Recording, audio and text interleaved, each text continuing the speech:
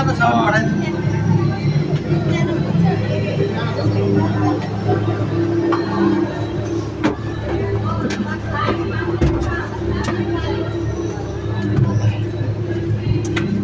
पठाइदिनु सर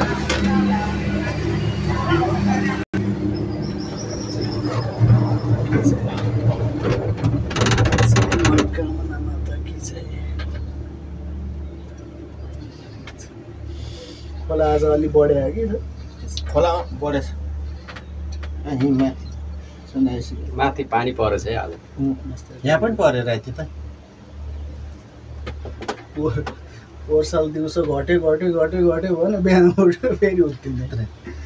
खोला घट्यो भने खुसी नै पारेछ है हत्या नि भन्न असोजमा परेन खराब त्यो असोजमा त्यो झोलुङ्गे पुलै गरेको थियो नि सर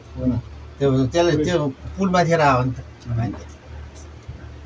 त्यति बेला भयो त गाह्रो पर्छ त्यो बारेमा त होइन लग्थ्यो रोप लोक यहाँ तन्काउनु सक्छ त्यो लेभलमा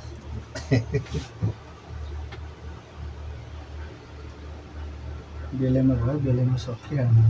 तर जे भए पनि भाग्यले साथै दिए हो क्या त्यो बेला लक्की नत्र गाह्रो छ त्यहाँको होर्डिङ बोर्डहरू चाहिँ सबै हराएछ सब हटायो नि वनले ए वनको नयाँ हाकीमा आएको थियो डाङ डुङ लगाएर फालिदियो यसो चढाएर गएको भयो भने त मिल्थ्यो होला कुरो होइन चढाएर पनि नमिल्ने विषय अब त्यो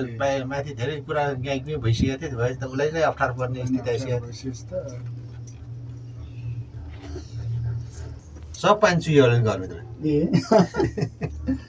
जस्तो पातलो जस्तामा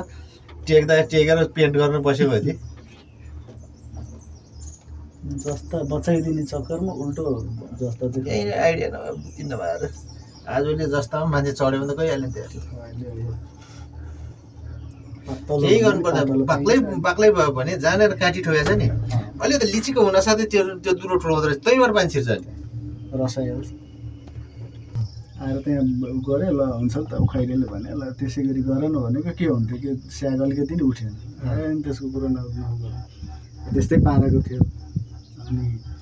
त्यो अनुसारले हामीले पछि आफ्नो हिसाबले गऱ्यौँ अलिक लामो दिएर अनि टेन्सन भयो त्यसपछि आयो उसले अब त्यो बार अब हामीले त्यहाँ माथि चेक गर्दाखेरि ठ्याक्क 170 बार 117 बार भइसकेपछि ल बन्द गरेर ल अब चाहिँ स्प्लाइसिङ सुरु गर भने स्प्लाइसिङ गर्यो त्यसको दाम त्यति मात्रै त्यहाँनिर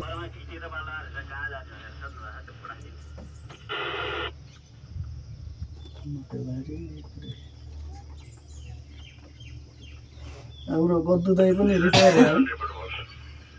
गद्दु दाइ पनि रिटायर भयो भाषण आऊ भने यसो दिन आइरहेको छ रिटायर भने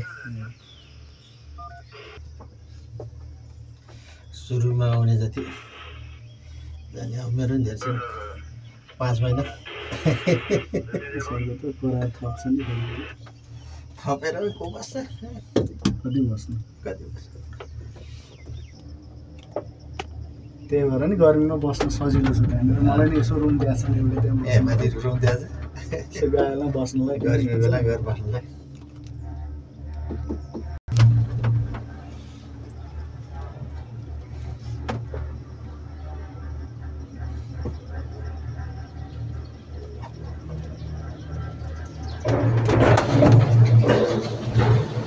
होटल पनि अब त फिनिसिङको उसमा गइसक्यो दसैँसम्म चल्छ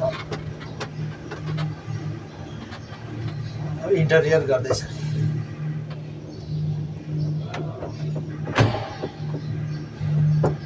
मकअप रुमहरू त रेडी जाउँ जय मनोकामना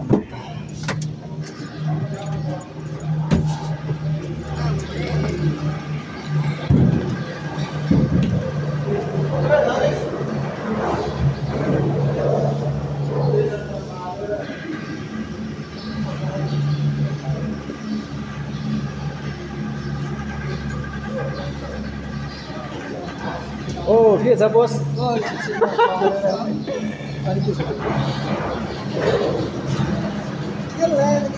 भइसक्यो यति बेला चाहियो नि